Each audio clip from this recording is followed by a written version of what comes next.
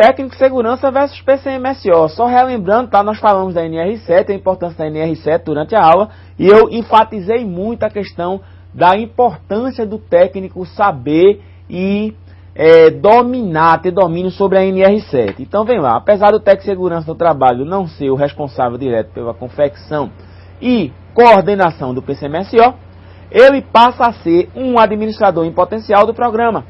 Desta feita, em muitas empresas hoje existem apenas técnicos em segurança e o pessoal médico geralmente é terceirizado. Desta forma, todo o andamento do programa, como recrutamento para exames, movimentações das palestras e treinamentos, ficam por conta dos técnicos em segurança. Então o PCMSO é um documento geralmente elaborado e implementado por médico. Geralmente não, é obrigatório ser um médico, tá? Quem fizer. Aí não vai ser obrigatório a empresa ter ou não ter médico coordenador. Então o médico coordenador é aquele que vai ficar responsável de ir, por exemplo, 2 vezes por semana, 2 vezes por mês na empresa, para acompanhar o PCMSO. A base legal do seu PCMSO é a portaria 24 de 29/12/94 e a portaria 8 de 5 de 96.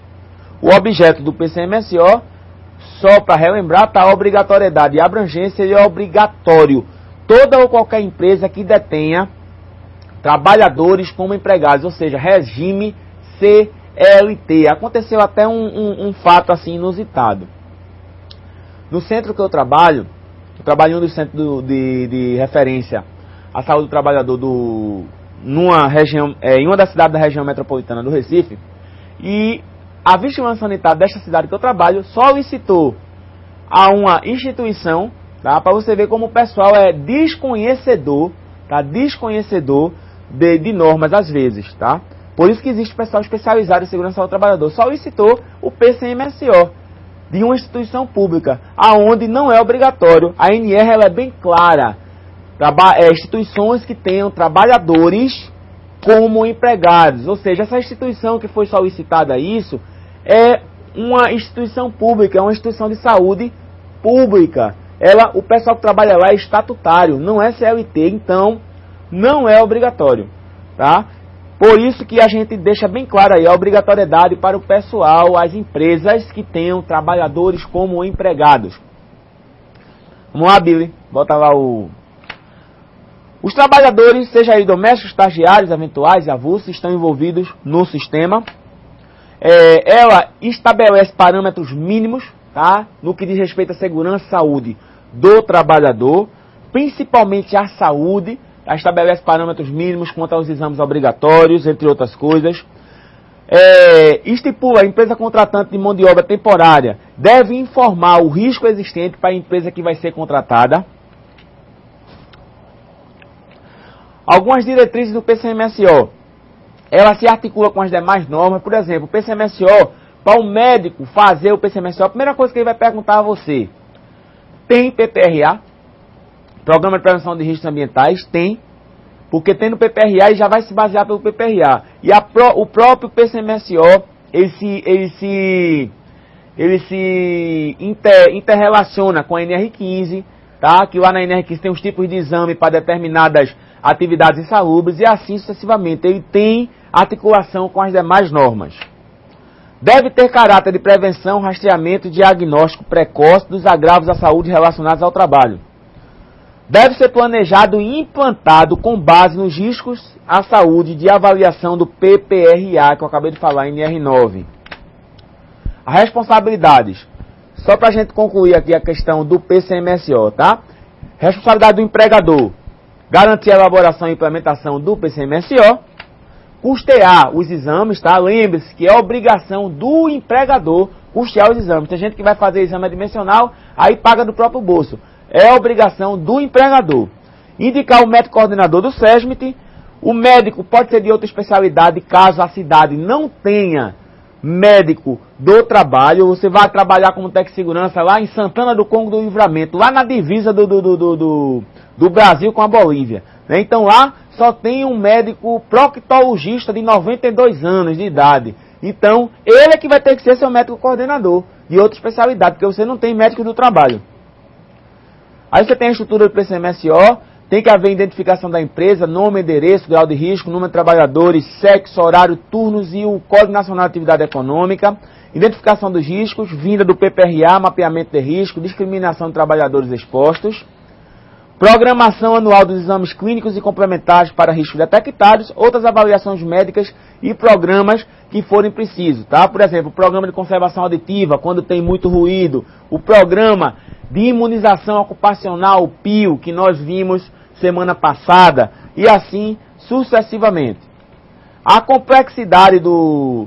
Antes de passar para a complexidade, tá? Que o assunto ainda tem um bocado de coisa aí, voltando para o nosso slide.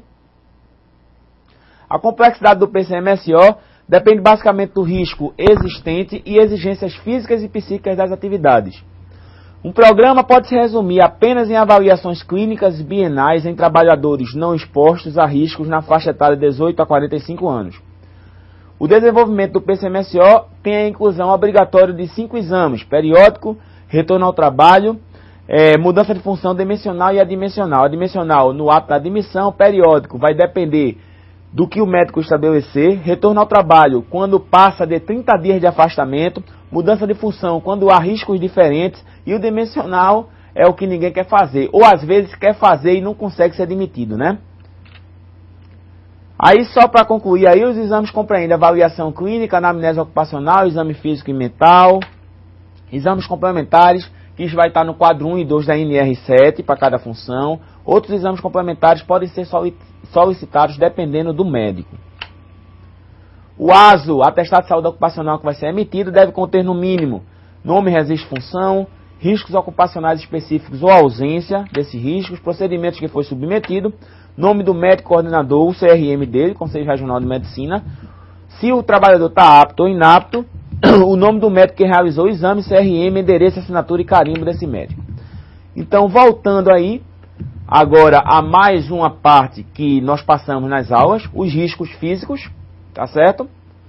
Volta lá, slide, Billy. O risco físico, riscos químicos, riscos biológicos. Então, os riscos que assolam, que acometem os trabalhadores dia a dia. Então, riscos físicos são riscos que se propagam em forma de energia e ondas, reagindo de várias formas sobre a saúde do trabalhador. Então, temos exemplos de risco físico: ruído, vibração, radiações ionizantes e não ionizantes, frio, calor, pressões anormais, umidade, etc. Riscos químicos são riscos expressos em diversas formas, líquidas, gasosas e sólidas, causam diversos problemas de saúde ao trabalhador exposto. Geralmente, risco físico, químico e biológico, ele é ligado à insalubridade, porque causa risco direto à saúde do trabalhador. Então, você tem poeira, fumo, neblina, gases, vapores, substâncias compostas ou produtos químicos em geral. Riscos biológicos, costumo dizer que é o pior vírus, é o pior risco que existe, porque você sabe que ele existe, você sabe lá, o paciente está infectado com tuberculose, sabe que existe, mas você não sabe aonde está a bactéria. Você pode pegar em qualquer canto, a qualquer momento você pode ter contato com ela. Portanto, é um dos piores riscos que existe para o controle. Vírus, bactérias, fungos, parasitas, bacilos, rickettsias, que são tipos também de bactérias, umas bactérias mais agressivas, tá certo? E outros. Aí você tem algumas doenças relacionadas à exposição ao risco. Então, a risco químico. Aí você tem pneumoconioses, são pneumopatias, ou seja, doenças, tá, do aparelho respiratório, etiologicamente relacionadas à inalação de poeiras. Aí do grego conion, que quer dizer poeira.